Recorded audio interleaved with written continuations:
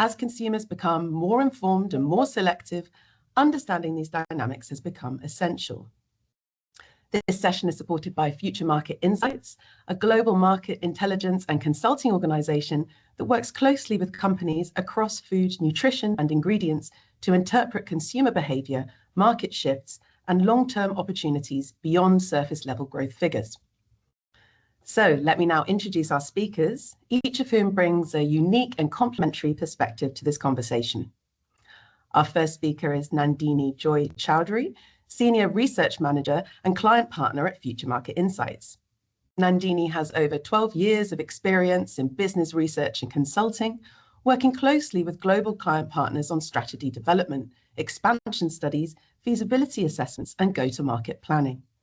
She has authored and co-authored thousands of market research reports in the food and beverage sector and has partnered with more than 200 multinational companies.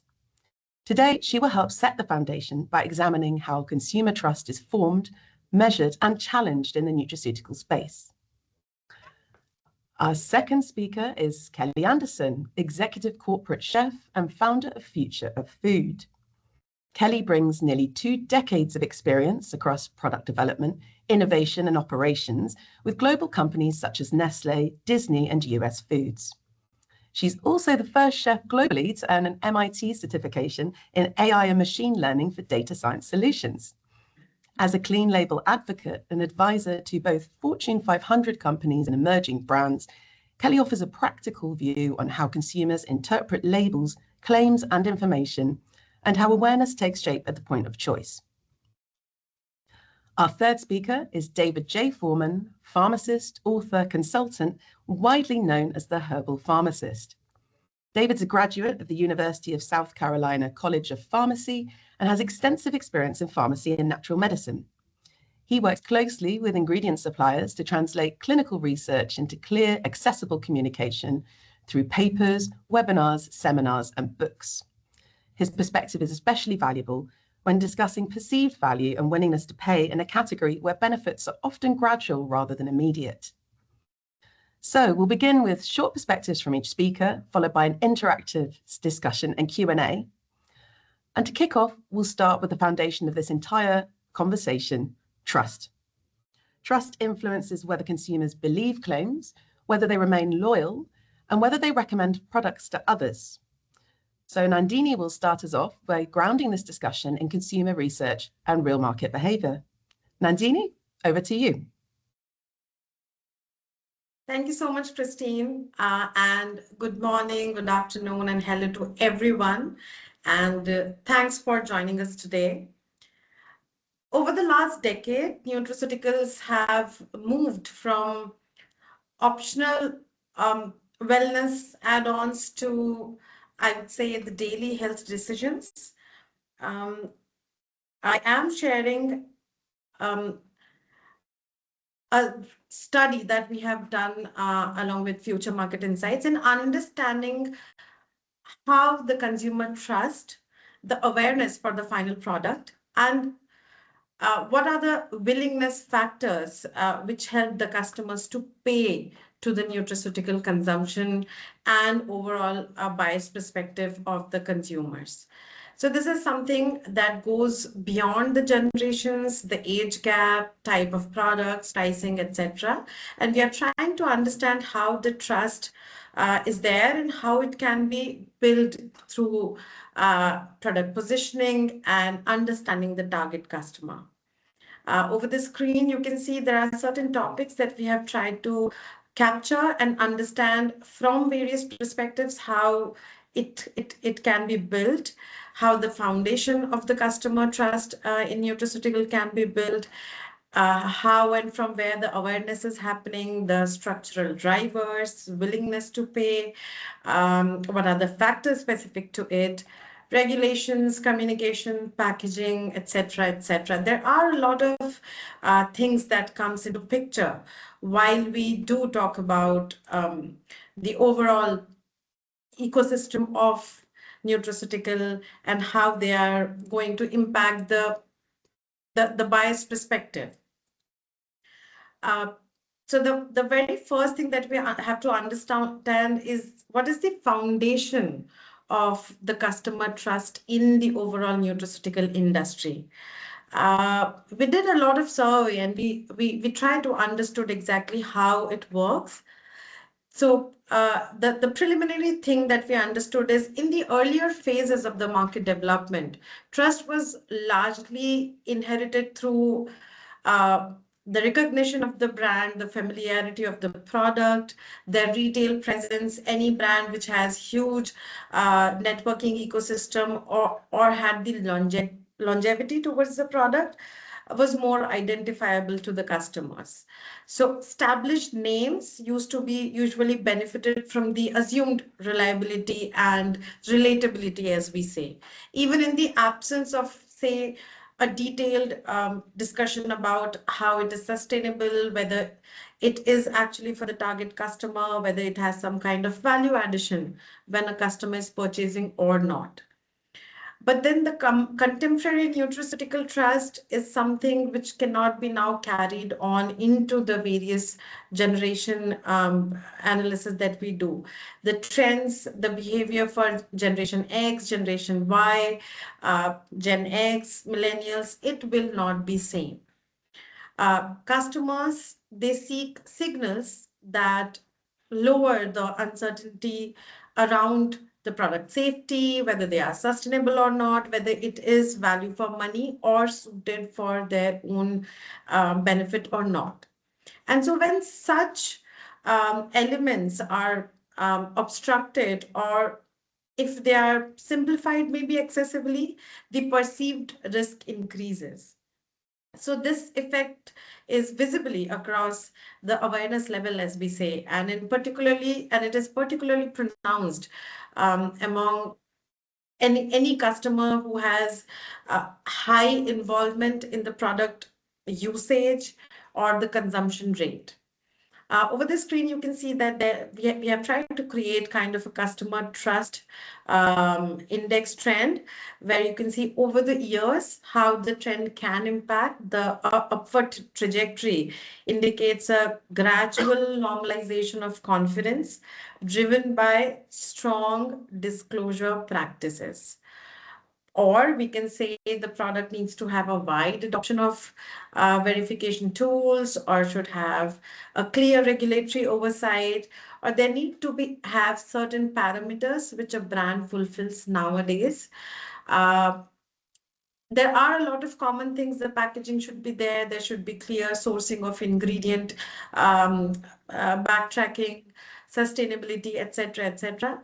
But then along with that, the overall message and the trust within the nutraceutical consumption is cumulative, and it has to be dependent on the or directly proportional to the value that it is going to create. Foundation of the consumer trust in nutraceutical, as we were saying. So what are the drivers of these trust formation in nutraceutical industry? So we can see that around 40 to 60% of the overall consumers, when asked what can be the driving trends, they say that the ingredient transparency, third party verification, where if a brand is saying I am good, it's fine, but there has to be somebody else who is, whether it is a regulatory body or a certifying authority, who is verifying the brand or the product. The consistency of formulation and claims. So if we are trying to, for instance, position our brands from the sustainability perspective, it has to be consistent with within the supply chain, whether it is from the ingredient perspective, from the packaging perspective, or from the overall claims and the packaging perspective. Every single node across the supply chain has to be then sustainable. uh, Everything is covered up, and then the brand is just telling you and claiming to be sustainable will not work in today's time and age. As I said earlier, regulatory compliance and of course the brand reputation alone stands out in the overall ecosystem. By brand reputation, I do not mean the longevity of the brand or the awareness of the brand, The brand reputation basically means the product should be in line with the message or the positioning that is provided in the ecosystem. Evolution of credibility, which drives in the nutraceutical industry. So credibility within the ecosystem has undergone a fundamental transition. Earlier phases of category growth were dominated by, as I said, the brand-led trust, but the customers relied on the recognizable names to often find it, be the primary factor of how they are going to choose a product. But from I would say specifically the COVID line, the evidence-led credibility has emerged as the dominant replacement, as I can say, from the brand awareness perspective. So consumers now prioritize the demonstration or the proof of how there can be a symbolic assurance of whether it is a nutritional value or whether it is a monetary value, I would say. They do need a demonstration, a proof of that symbolic assurance. Brands are evaluated not by who they are, but on how clearly they are demonstrating the accountability. I will give you a very good example, not related just from the nutraceutical point of view, but from the product positioning point of view. We all know a brand which is called as Poppy, the beverage brand, which was recently acquired and made a lot of noise in the industry. So what they did was quite differently from the other brands in today's time and age. It's not a very out of the way product, but why it was successful? Because it was made through collaboration of the customers directly. Customers decided what will be the ingredient. They decided how the packaging should be, the color of the packaging, type of packaging, packaging size, etc., etc. So the brand was something which was directly talking to the customers, and once it was launched, it was many a times corrected as well. So you can understand if a product is being collaborated and made by the customer for the customer, it is very relatable and it develops a certain positioning among the customer ecosystem. Nutraceutical ecosystem is a bit complicated because there are a lot of ingredients, a lot of regulatory approvals that we have to do. But then from the positioning perspective and how a supplement industry can target a customer, whether it is from the age group or a nutritional value perspective, they can adapt to certain kind of tactics to get an understanding of the real feedback from the field, as we say. Another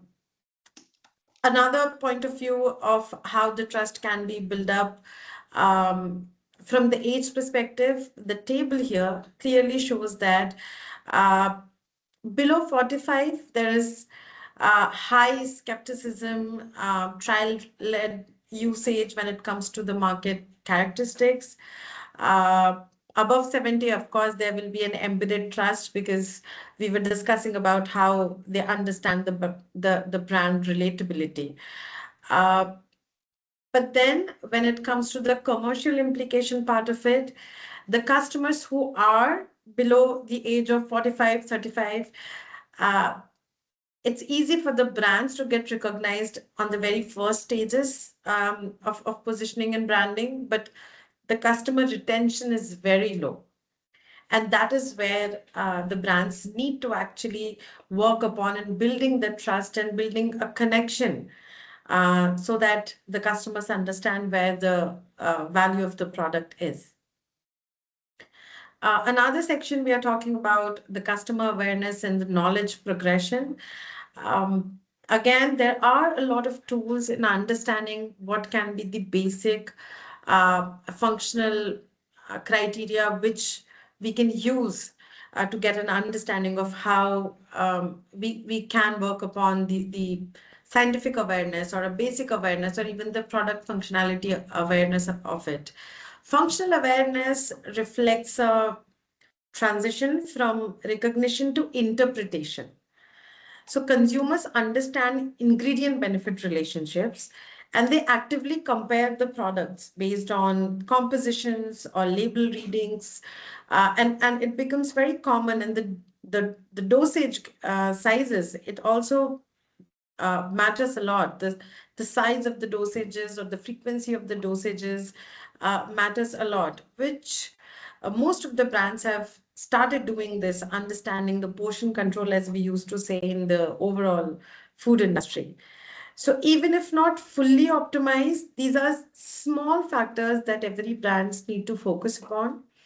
And at this level, trust is enforced by, I would say, logical benefit, uh, framing ingredients, or the labeling claims, or the dosage part of it, or the frequency of using it as the familiarity rather than focusing more on the marketing part of it. Customers will use if the product if they find it usable. That is what I think will be the easier version to tell the story. Um, Innovation is something that is a never-ending process. However, innovation is something that is always a supply side driven trend.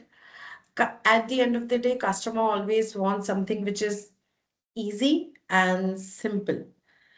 So the product positioning and marketing and branding can never happen from the innovative perspective, but from the adaptation perspective.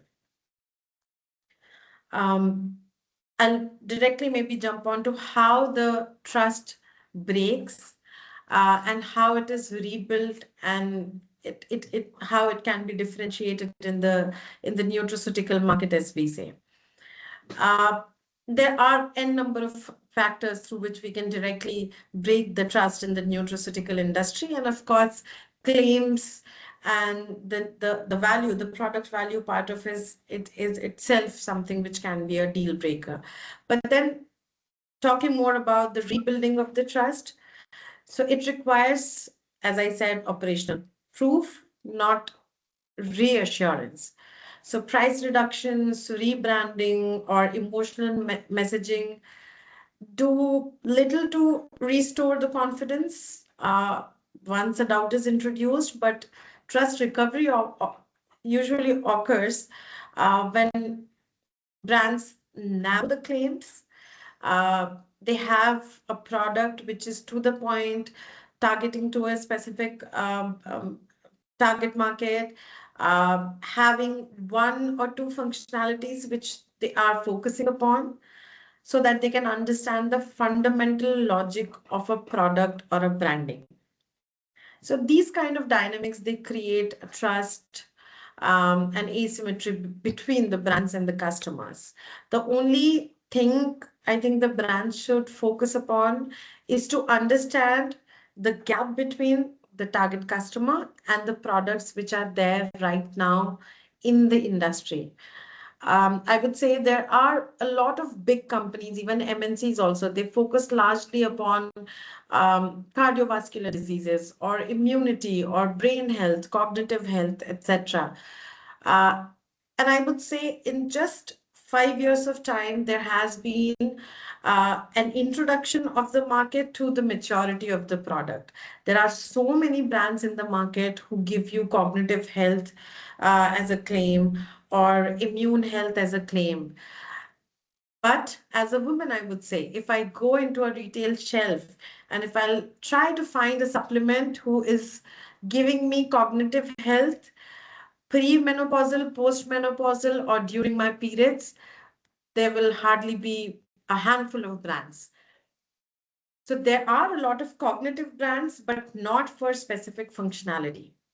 So you see a huge gap in understanding who the target customer can be, correct? So these are the gaps which brands need to address, understand, and then focus upon. So it's not more about breaking the trust. There are a lot of big companies who are doing a lot of good products, doing a lot of product positioning. But the nutraceutical industry, or I would say the overall supplement industry, to be much more um, familiar with the term, there's still a gap in understanding what the customer really wants. Push marketing will not work for today's Gen Z customers or even for the millennials, to be honest. So, understanding the need and then backtracking the development of the product is something that is to be done in the current scenario. Willingness to pay and economics of value in nutraceutical consumption. So, this is a very interesting topic and a very subjective one, I would say. We have done a lot of surveys in every country across the globe where the supplement per capita has increased in the last 5 years post-COVID. And there has been so many of the mixed reactions that we got. So say, for example, in the Asian ecosystem, countries like China or Japan or even India, they clearly mention that they are willing to pay a premium price for a supplement or a nutraceutical brand, but they need to understand clearly what the value is going to be generated across the generations. When it comes to countries like, I would say, UK or Germany or even in the USA market, customers, they do want to pay, but even the lower income consumers, they want to be demonstrated how a situational premium product can be accepted and for what reasons. So it clearly elaborates that the willingness to pay a premium price or an economic price is not something which is to be discussed. That the discussion point must be how you justify the pricing. So premium acceptance rises when the benefits are clearly articulated, usage expectations are aligned, and perceived risk is lower. And more importantly, this shift does not require a high income economy. It requires confidence that the product is appropriate and reliable. And in this overall willingness to pay trend, I think personalization is something which is very important. So because it further amplifies the willingness or the drive to pay the amount what a brand can offer. So this is something which is very important that the overall industry needs to understand. The current scenario is not about a higher income or a lower income economy. It is more about the credibility of the product, as we say.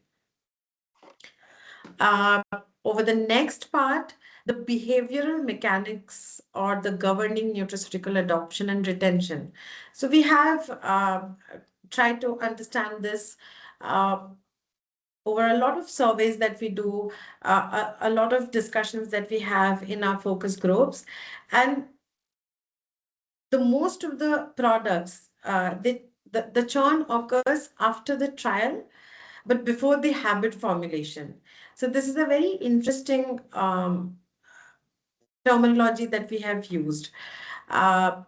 In most of the cases where the customer, they want to know how the product is going to be, the nutraceutical adoption is usually governed less by the evaluation of how the product is going to be, what I'm to be going to buy, and it is more about how the behavioral mechanics happen. What it basically means is how I'm going to purchase the product, where I'm going to use the product, at what will be the benefit that I'm going to use that product for, and everything aligns with the habit of the customer. So any product which can be used on a regular basis and creates a habit to use that kind of product creates more influence towards going into the retail shelf again and buying that product. So I would say the emotional enforcement is something uh, which is a key driver. You have to make it a habit for the customer to use it, whether it is from the dosage perspective, from the flavor perspective, or from the value creation perspective. Uh, Again, an interesting thought, you have to create an emotional reinforcement for the product so that the customer can feel more personal towards um, uh, the brand. And lastly, I would say there are a lot of products, a lot of trends which are going around in the industry. It is very difficult to stick to one trend and then pitch it to the customers. So the communication, the packaging, as we say, and the overall claims and trust perspective is a very complicated ecosystem.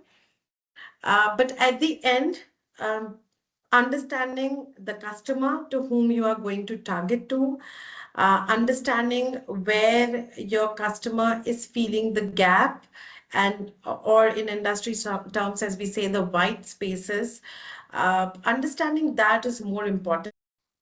Still a lot of functionalities, a lot of nutritional patterns that has still not given that much thought about or have very limited products into the industry.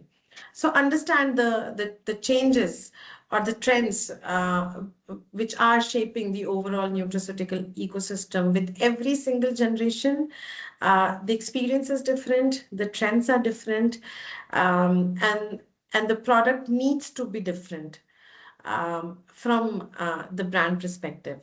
So I think at the end, I would uh, just say, as I always tell in my presentations, understanding your customer is important, whether they are from a high income economy, a low income economy, whether they want sustainability or not, whether flavor is their primary driver or not.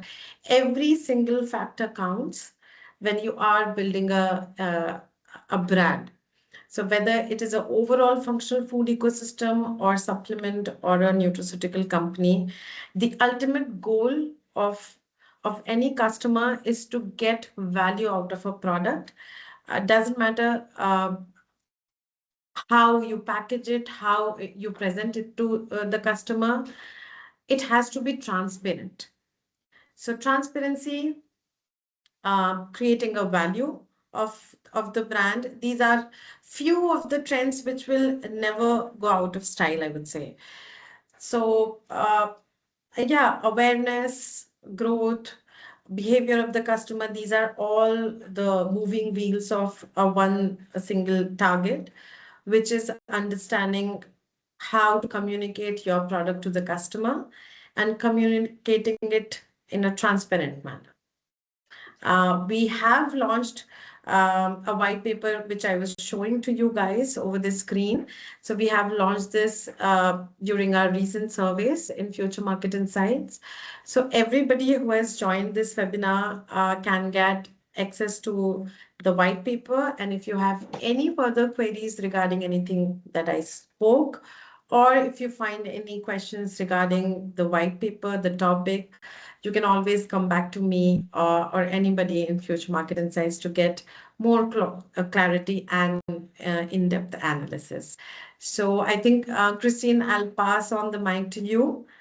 And if anybody has any doubt, they can come up to me. Thank you so much for the platform. Thank you, Nandini. That was super interesting. The white paper looks fascinating. I can see how much information you've got in there that you didn't have time to go over. Yeah. That really set the scene for our session today, showing how trust builds over time, but also how easily it can be disrupted. And you bring us really nicely to our next speaker, because trust often starts with understanding, and that brings us naturally to awareness. And we know that consumers today are faced with huge swathes of information, and yet clarity remains a challenge. So Kelly is going to be looking at this from the perspective of formulation and considering communication and how consumers process what they see and hear. Kelly, I'll hand over to you. Thank you so much, Nandini. Your presentation was so thorough and amazing.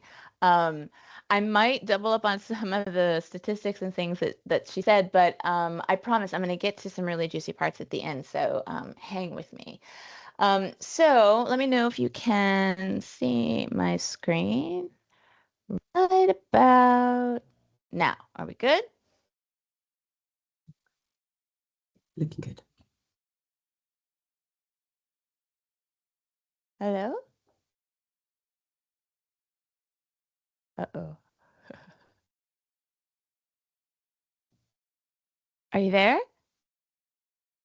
We could see your screen just then, Kelly.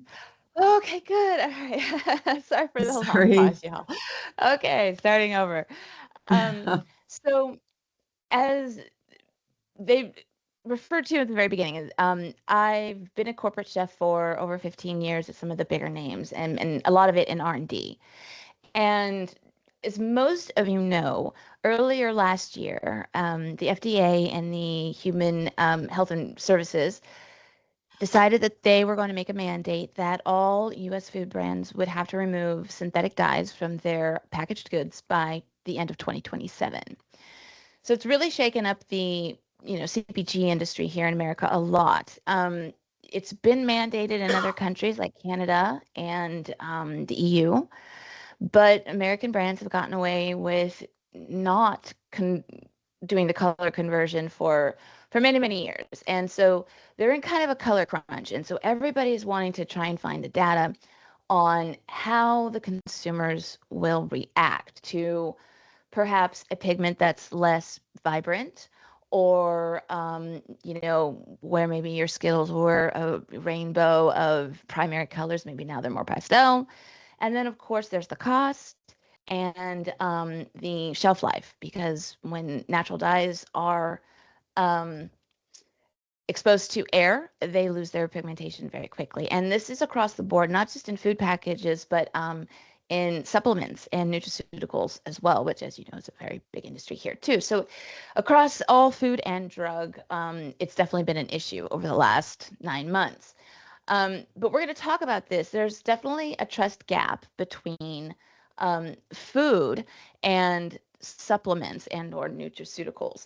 Um, and I think that that's because here in the United States, there is not a lot of oversight on labeling for supplements and nutraceuticals. So even though the plant source, the raw ingredient might be certified for food sale or supplement sale in the United States, the labels don't have to really disclose where it was sourced from, the efficacy of it, how much of it is actually in the capsule itself, or it could be watered down, if you will, with other types of raw ingredients. And so that has really led to a lot of consumer distrust in the United States when it comes to supplements and nutraceuticals. But I think we're trying to change that.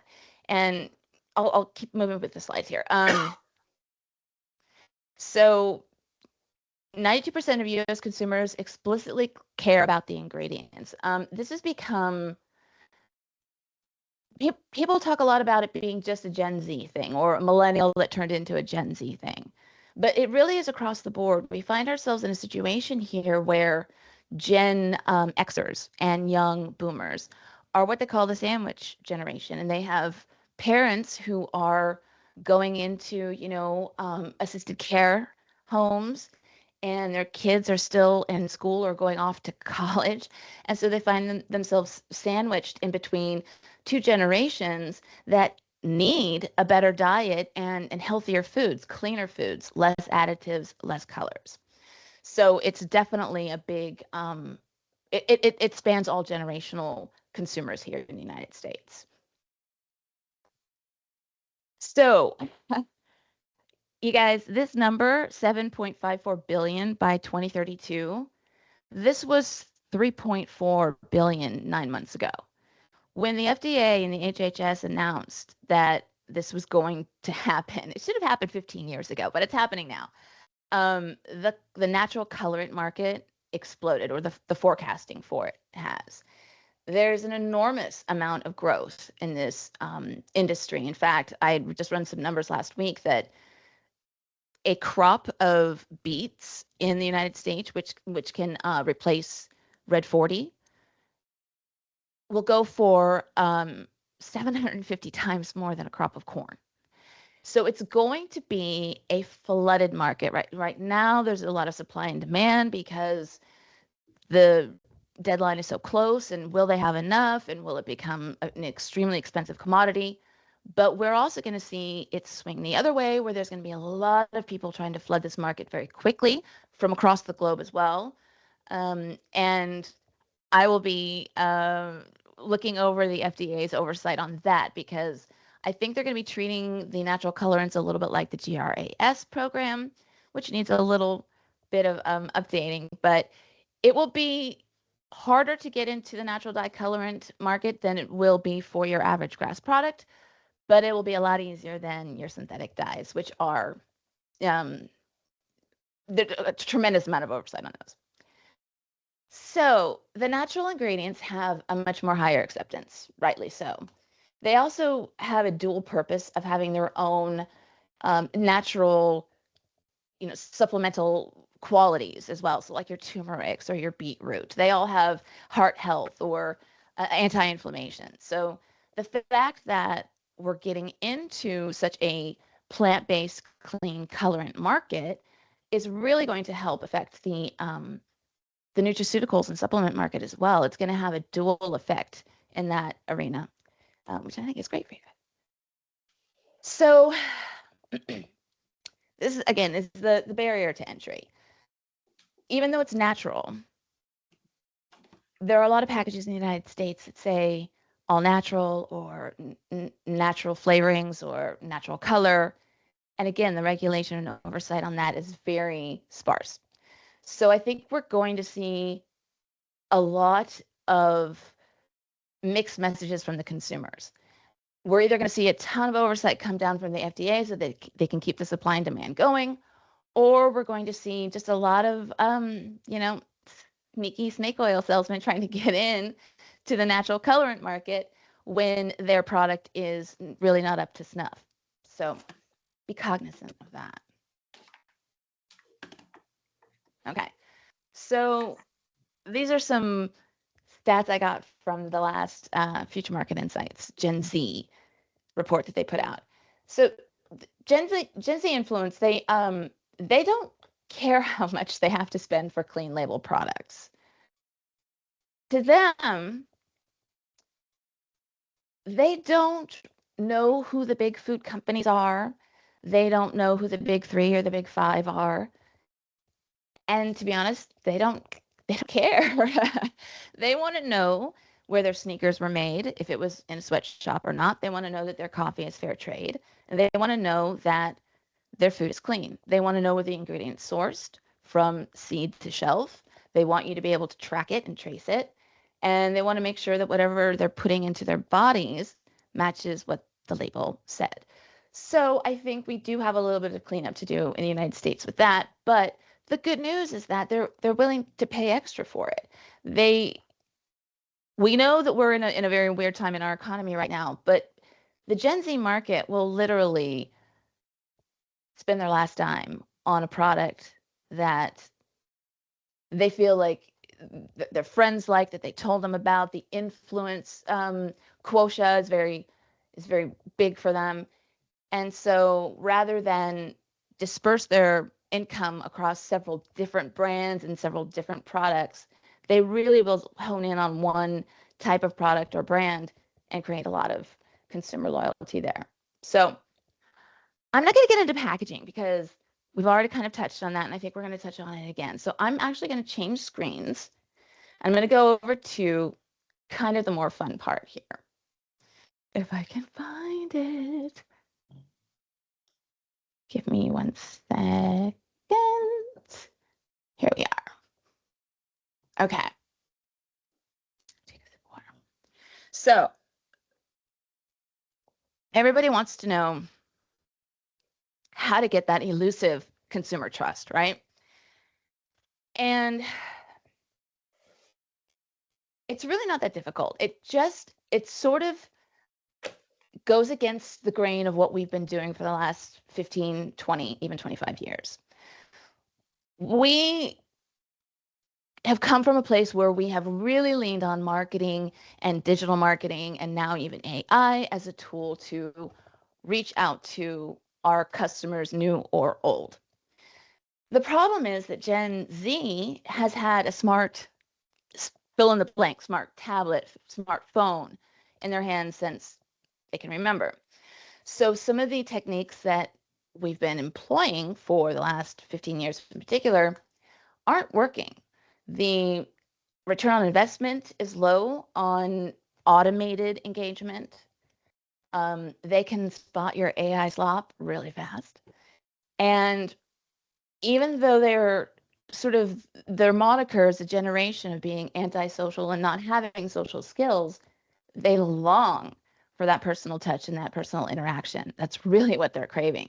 So we really have to sort of realign ourselves with how they want to be connected with and how they want to be sold to. So there's 4 pillars of it, but it's in an infinity loop. The first one is agency. So Gen Z wants to know that they have agency with you. And this isn't just Gen Z. It goes up to millennials and partially with Gen X as well. But particularly all the research that I did for this and over the last few months has been for Gen Z. So they want to know that you will actually listen to them, that if you ask them to fill out a survey or for their feedback, they're actually listening to them and you are doing something with that information. The thing is this, they know that change takes a while. They know that if you're a brand that needs to convert to clean color or to cleaner ingredients, that it's going to take a while, but they are okay with going on your journey with you. They would rather you be completely transparent about your fails than to lie on the label or be misleading in your advertising. So they want agency with you, okay? The next thing is time. They want to know that you're actually taking time out of your day, your week, your year, whatever, to connect with them on a personal level. So I met Nandini through Clean Food Forum, which is an executive forum that I hold every month. This is our perfect example of how we are doing that with our own customers in our own industry. It's myself and 3 other professionals in our industry that we sit around for an hour. Nobody's paid, nobody pitches their product or their company. And we literally take one topic in the clean label industry, our trials and tribulations, our obstacles right now, whatever the hot topic of the day is, or even, wins and solutions. And we sit around, we ask each other questions, we talk about the topic, and then we take question and answers from the audience at the end, kind of similar to what we're doing here. But we want to serve our colleagues, our community, our industry by taking the time and once, 1 hour a month, just sitting down and talking with them. And it makes such a huge difference. People get the chance to network, people feel supported. A lot of small and medium enterprise companies who maybe felt very alone and like they didn't know where to go suddenly have a room full of people that they can lean on a little bit. And that's exactly what Gen Z wants too. They want to know that you're taking time out of your day to engage with them and not on an automated loop and not by flooding their phones with noise and no signal. They want to know that you are engaging them on a personal level. Number 3 is non-transactional. On that personal level, don't ask them to work for you. Don't ask them to invite 3 friends to whatever to get their, coupon code. Don't ask them to create your new flavor of chip. Don't ask them to do a user-generated, commercial ad for you. They know the trick. They know that it's just the brand using their intellectual property for the brand's profit. And 99.9% of the people who entered that sweepstakes or tried to win that contest get absolutely nothing in return. So make sure that it's non-transactional in some way. I don't know if you guys have seen this one ad. It's not an ad, I'm sorry. It's like a post, like an Instagram post that's been going around for like 2 years now. And it's one guy on a stage talking to a couple other people about brand loyalty. And he mentions Chewy, the brand Chewy, which is the pet company. And he said, they're getting it right because when your pet dies, Chewy sends you a bouquet of flowers to your home. And they do this because they know that pet lovers, dog lovers, will most likely get another dog. And they have now done something for you. They didn't send you a picture frame with your dog's name on it. They didn't send you, a little memento to remember spot by. They sent you flowers in your time that you're grieving. And they know that that is the loop to bring you back to their brand when you do have another pet, when you bring another pet into your family. That's exactly the kind of non-transactional thing that this generation is looking for. So, and it doesn't have to be expensive. You don't have to send everybody flowers or graduation gifts. And this is where you can actually use your AI. Use AI to send them a birthday song, like a silly birthday song that you made with one of the, music engines. I mean, the options are endless, but you can get really creative here and have it be customized just to them and non-transactional. And number 4, they want the accolades. They want the credit. When you've changed your formula or when you've decided to go clean label, they want you to say the words, "We heard you. We did this for you. We know this is what you wanted." They want you to take them on your journey with you, but they want the credit. They want to know that that you listened. Again, they crave that sort of social interaction that maybe they didn't have the chance to get. And to build that real consumer trust, if you give them a little pat on the shoulder, they'll be very, very happy. So I think that is that's the end of my let me just double check here. Yeah, this is just sort of validating what I just said already. There's my accolades. Yep. So I'm sorry mine wasn't as long as Nandini's, but I tried to jam pack a lot of really good information in there for you guys. And I'm happy to answer questions at the end of the presentation. Thank you, Kelly. That was super interesting. I love that deep dive you did. I certainly recognize some of those characteristics from some of my colleagues. Can't claim to be Gen Z myself, but and that idea that awareness does not always translate into real world understanding is something that a lot of brands kind of struggle with. So brings us to our third presentation, because once trust and awareness are in place, consumers usually arrive at one simple question, which is this worth paying for? And David's going to bring us a science-backed and consumer-facing view to how customers evaluate value, outcomes, and pricing in nutraceuticals. So David, I'll hand over to you. Thank you. I appreciate it. I am trying to load my screen. Yeah, of course, it works but it's stubborn right now, so my apologies. Technology's great when it works, isn't it? Indeed. Are we seeing anything yet? I love this. This just makes things so much fun. Yeah, we can see you all there, right, cool. David. All right. Okay. It's worth the wait, right? Come on. So hopefully this is lining up right. Anyway, first of all, before I get into my presentation, and I will probably be the shortest of all of them, I want to really give thanks for the invite to participate in this, regardless of it being relatively early morning, East Coast or not, it doesn't really matter. And second of all, part of what was mentioned at the beginning of this is VitaFoods India coming up. I am a huge advocate of VitaFoods India. I was there, I think, the second year they held it, and it has continued to grow. And there's a reason. The market in India is massive, either ingredients, raw materials, technology, et cetera, coming out of India to other parts of the world, and or the need for ingredients, technologies, et cetera, that are outside of India to be utilized there as well. So if you haven't ever attended VitaFoods India, I can tell you that you have missed out. I attend all of the VitaFoods platforms. I usually speak at all of them, and I'm not getting paid for this endorsement, just so you know. I just wanted to share.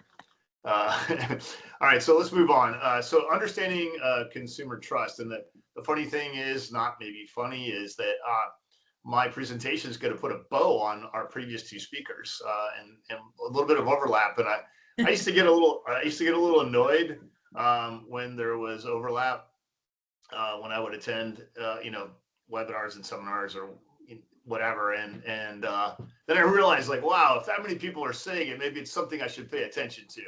So hopefully that'll come across here today. Yeah, I used the gimmicky little Super Dave there. My friends often called me Super Dave, so that's why there's a Superman. Gosh knows I do not consider myself Superman, but I can tell you that there's an awful lot of trust and loyalty for those people that were big fans of Superman. So let's get into my presentation. So who would you rather be? You'd rather be Superman flying all around the world, or would you like to be the herbal pharmacist in that little box there? Yeah, I love visuals, and I don't know if you guys can really still see me or not, but I actually keep a very small cardboard box on my desk. It was part of a keynote talk I gave a year ago in New Zealand, trying to get people to think outside the box. I start outside the box, but the whole premise of this is that in order to really gather, gain, keep consumer trust, etc., it really revolves around you getting outside your comfort zone and getting outside the box and trying to remain there.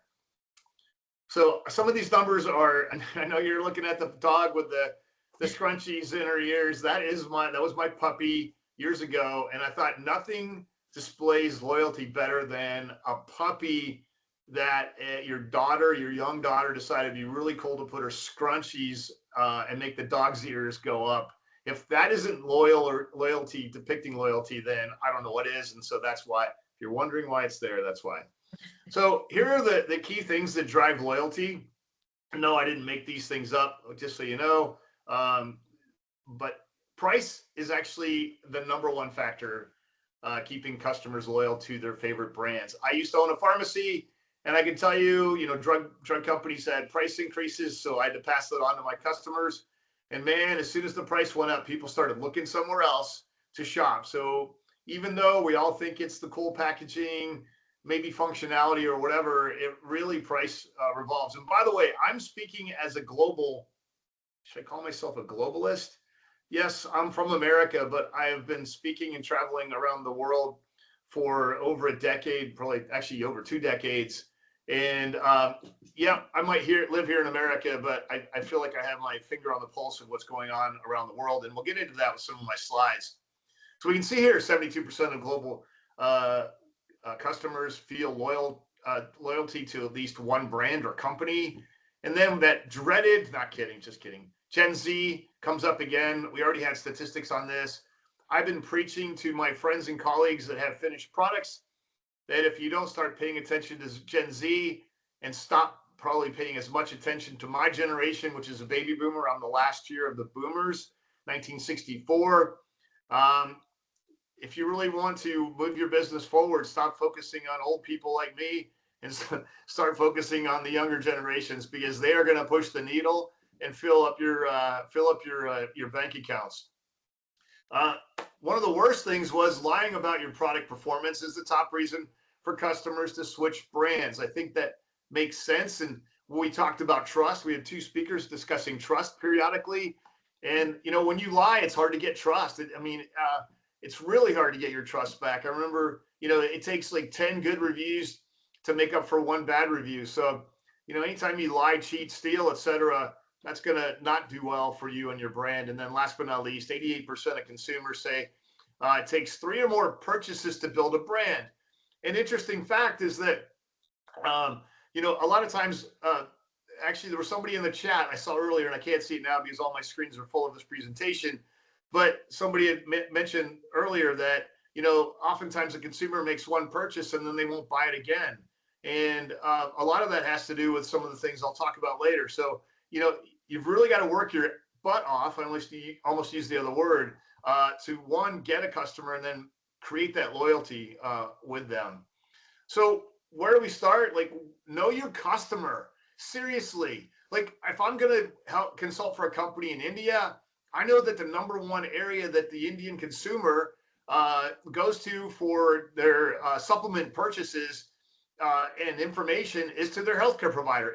By far, it's huge. So you have to know your customer. in this case, the percentage of customers and what they're really looking for, price, availability, nothing sucks more than launching a product or having a product and running out of it. It's going to cause your customer to not feel loyal because they're like, darn it, I've been taking that product, I like the product, and now I can't get it. And everybody can read, I'm hoping, so I'm assuming since you were able to get on this webinar, you can read. I'm not going to read the rest of the statistics, but just keep in mind that sometimes the things that we focus on, like brand familiarity, is like super important to us because we think we have the best brand, may not be as important to your customer, which at the end of the day, if you don't get them to purchase, you're really probably never going to get their loyalty to you as well. So I mentioned know your loyalty. This was obtained from a good friend of mine who has the trust and transparency business. I apologize. Wow, I never get stutter stammered like that one, especially when you do public speaking all the time. So you got to know your customer. This is a really cool graph because what this shows is US, UK, etc. You can see there's different parts of all over the world. And what those little bars mean, I'll just translate so you don't have to read the bottom. So the total bar, which includes the dash all the way to the top, that is reporting the number of people that actually report the fact that they are that they have that issue or have that concern. And then the dark bar, the solid bar, is actually the number of people that are actually taking a supplement for that particular condition. So the way I look at this graph is if I'm looking to get into a new category, a new SKU, etc., I would use this chart. I would figure out what market am I going into? Am I going into Australia? Am I going to India, Italy, UK, US? What market? And then I look at this and say, all right, one, which is the biggest area of interest? We can see anxiety and stress is by far big. Lack of energy is another area of huge interest. But then look at the white space. If you look at lack of energy, there's a lot less white space of people that aren't taking supplements for those particular areas. But if I look at anxiety and stress, one, that's the largest area, and two, there's a crap ton. And yeah, I speak a little bit off the wall a little here, but that is an area where there's an awful lot of white space that you might be, interested in. You're more likely to have success. So I like people to, in order to really, one, gain trust and gain loyalty, you really need to understand your consumer. And depending on where you're going to launch your product, that plays a huge role. So here's another really important slide I wanted to cover. Again, it's talking about trust and your brand. And we can see, again, same markets are covered. And then, of course, all respondents. And we can see what is really most important depending on where you're trying to launch your product. Again, that healthcare practitioner recommendation is still the largest kind of across the board. But when we look at things like Australia, the consistency of product quality is almost as much as their healthcare provider recommendation. So we can see these are very important things. The one thing that's kind of profound to me on this is, and Kelly, I think, just talked about it, was what we all talked about it, is Gen Z. And Gen Z's interested more are the supporting charities, the social media influencers, transparency in supply chain, sustainability, all that kind of stuff. And we can see that generally, though, if you look across the board, those are at the tail end of what, where the brand trust is coming from is really not as much from a social media influencer or the fact that you support a charity, but that your healthcare provider recommended it, or clinical research on the specific ingredient, or quality certifications, et cetera. So again, know your customer. And then last but not least, sorry, yeah. I'm sorry to jump in. I think there's a problem with people being able to view your slides. Are you able to jump to the one you're talking about? Because I don't think everyone can see them right now. That's strange. I just moved to a one that says trust by age and gender. I haven't changed anything on my computer either. I mean, yeah, perhaps will you be sharing the slides after the Yeah. webinar? Let me Fantastic. So if anyone can't see them right now, then they'll be able to put that into context. Yeah, there's no proprietary information on here, so I'm so sorry. I apologize to those people that are not seeing the slides. I have not modified one thing. I just tried to reshare, and for whatever reason, that's not working. Let me try one more thing here, see if this works. Anyway, so trust by gender and age, we can see again by gender and age, pretty much across the board, similar things. Big changes like healthcare providers still number one, but the quality certifications go up. Consistent product quality goes up. Clinical research is still kind of in that top area. So again, I really apologize to people if you're not seeing my slides. That really stinks on my side of the equation here. Because it still says I'm sharing, so I apologize. Next up, we have, sorry, now I'm all fernoodled here. So characteristics that influence your purchase. This is another big one, depending on what market you're in. Again, I talked about earlier, I'm a global herbal pharmacist, we could say. And so I try to understand if I'm going to the EU, even within the EU, different countries have different demands, like Italy versus Denmark versus, et cetera. The UK has different consumer desires. The top three, though, across the board for characteristics that influence a purchase, this is what we're talking about with regards to your finished product. First thing up, they wanted something that's easy to swallow. Across the board, again, very high, almost 50%, except for different parts of Europe, was just having a single pill per day dosage. So those companies that are having a 2 a day, 3 a day, I mean, that was the same thing in pharmacy. We talked about compliance in pharmacy, and that's exactly what's going on here. And last but not least, of the top three is a pleasant taste. And then things that I think we often look at like, oh, this is exciting, would be, like a gummy format. Well, that's really only exciting for the US customer. Whereas if you go to Europe, you go to other parts of the world, gummies really just are not that hot. So again, you need to understand your customer or your consumer to find out this. I hope people can see these slides because the next ones up are pretty cool. But yeah, again, know your customer. So decisions. When you're looking at putting a new product on the market, even an ingredient, you need to think of what delivery method. So if you're putting a finished product together, are you going to do a tablet, capsule, sachet, beverage, etc.? Or if you're formulating, what do you want to do? That goes down to ingredients. In my case, a lot of people want to feel the effect, so experiential really plays an important role. And then, of course, all of the ingredients that are clinically substantiated. Then again, what dosing? Do you want to use pixie dust and fairy dust amounts of branded ingredients just because the people recognize the brand, or you want to be ethical and use the exact dose that was used in the study so that the product is actually efficacious? And then, do you have a sexy story? These are decisions you need to make. Sexy stories are things like, can you create, or is there an emotional attachment? Emotional attachment is up to 43% of the value. Yes. So almost half the value is some sort of an emotional attachment to your product. What's the story? What's your story behind it? Is there sustainability? Do you have a give back program? Is it environmentally friendly? Are you giving back to the environment, like planting trees, etc.?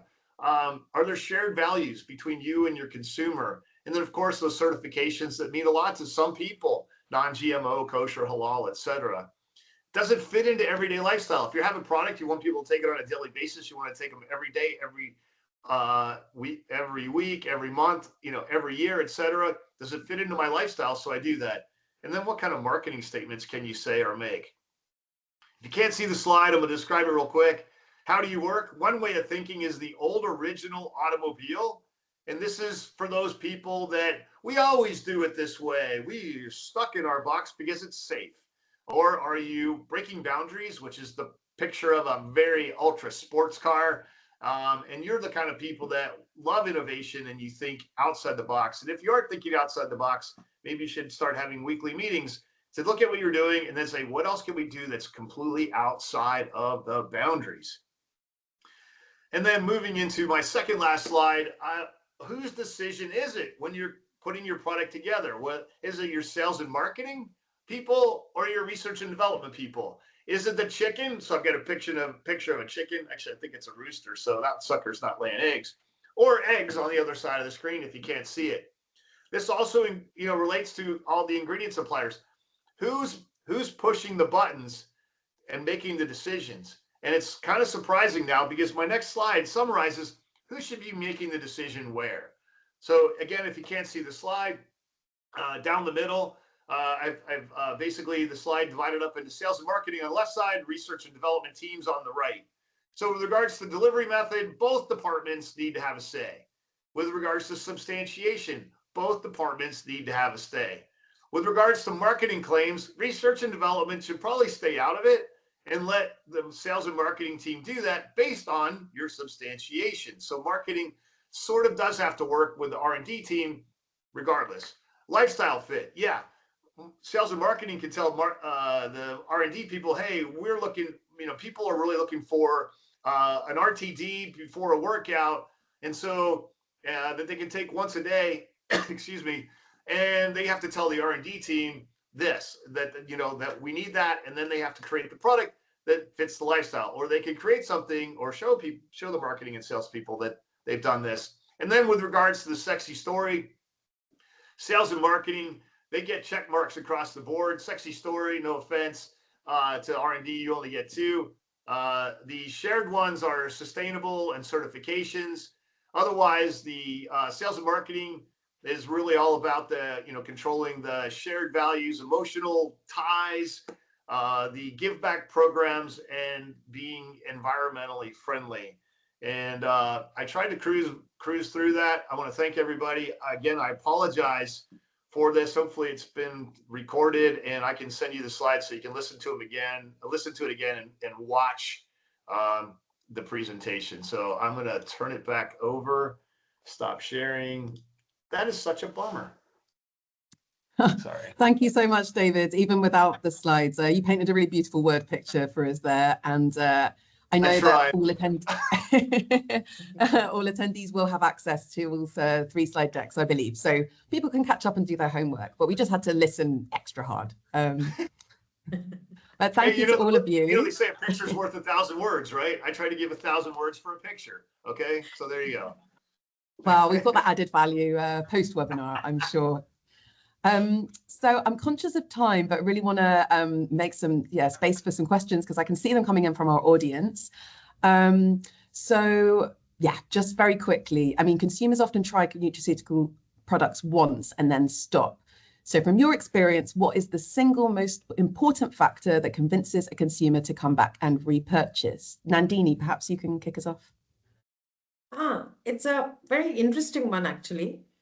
So in my opinion, the single most important factor that drives repurchase in nutraceuticals is expectation alignment, not the immediate results, not maybe the pricing, not even the brand reputation.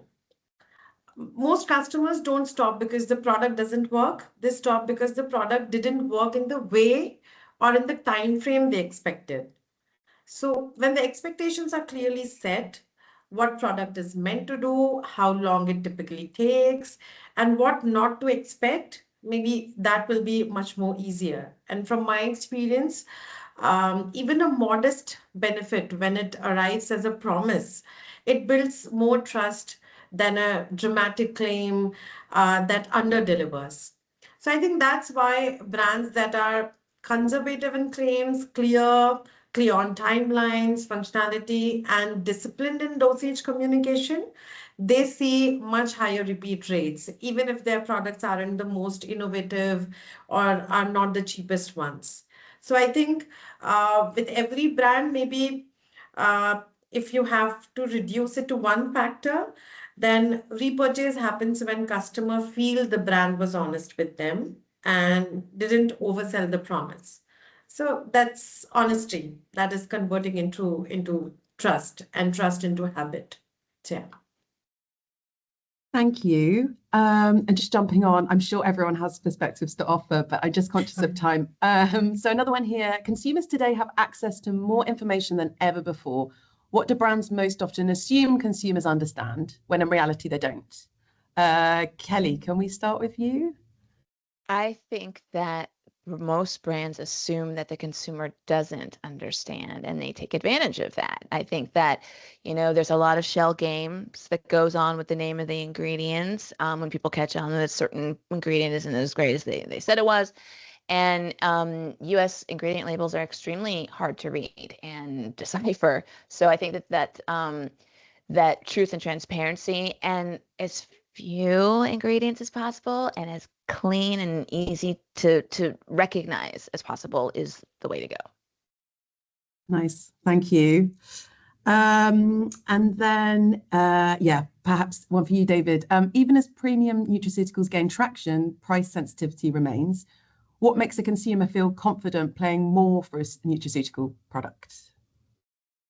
I'm going to go back to Nandini. She said something was very, very appropriate right here, and I was going to comment on it. It really boils down to experiential. That's the beginning of it. If I can feel it work, that's probably the beginning of it. And then the other part of generating more loyalty. So if I take something for cognition, I can probably recommend 3 or 4 things I can feel working. Like you can literally feel it working in the first day. But if I'm taking something for my immune system, how do I know it's working? And so it's really, or if I'm taking something for my joint health, for my knee pain, setting realistic expectations, it goes the other way. So if you can't be experiential, at least give your consumer the knowledge that, hey, it's an immune product. You probably won't notice it feeling better. If it's joint health, well, it could take up to 3 months for it to really work, or whatever the data is in the study. And then if it's experiential, you get on the top of the hill and you get a megaphone and you go, it works fast, So, but those are the 3 key areas that helps with that question. Thank you very much. Well, anyone who hadn't woken up already will definitely be awake now. So I'm conscious that we're running out of time, but obviously for those listening, if you've enjoyed today's session, we can continue the conversation at Vice Foods India. So that's running 11th to 13th February. You'll see many of our speakers there. And the focus is going to remain on understanding consumers as much as advancing products. So if you haven't signed up, you haven't registered, you can find the event registration link in the chat box. And on behalf of Vice Foods India and Future Market Insights, I'd like to thank our speakers, Nandini, Kelly and David, for sharing your perspectives. And of course, a massive thank you to everyone listening for being part of today's session. And we hope that provides ideas and insights that stay with you throughout the rest of the event. So that's it from me. Enjoy what's yet to come from Vice Foods India 2026. And thank you again for joining us. Thank you.